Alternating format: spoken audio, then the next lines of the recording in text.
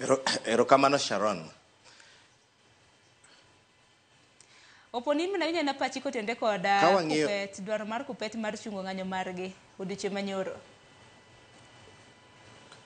Jopuonj nigi ratiro mar ng'anyo kendo bedo entrenched a constitution.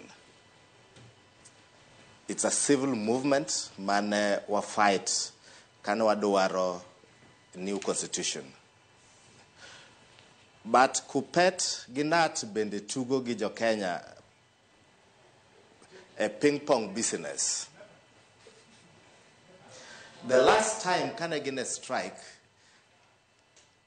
jo KNUT emano kuongo, jo KUPPET no withdraw. Then jo KNUT continue gi strike. Sama gibedo gi divided voice, gimiyo jo sirkal thuolo mar duoko piny negotiation. Number two, Okinda no wacho ni role mar parents. When you look king'iyo kaka fees ma parents chulo, gima sirkal miyowa, parents chulo pesa mang'eny.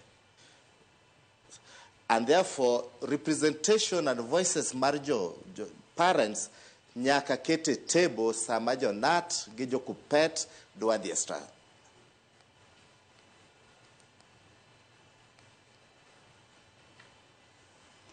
Erokamano ahinya Elly, en mana ni kotenre koda wach makamano, iwacho ga ni singwen gowi, mane ngero mabende wan kaka joluo bende wajatiyo godo kinde ka kinde.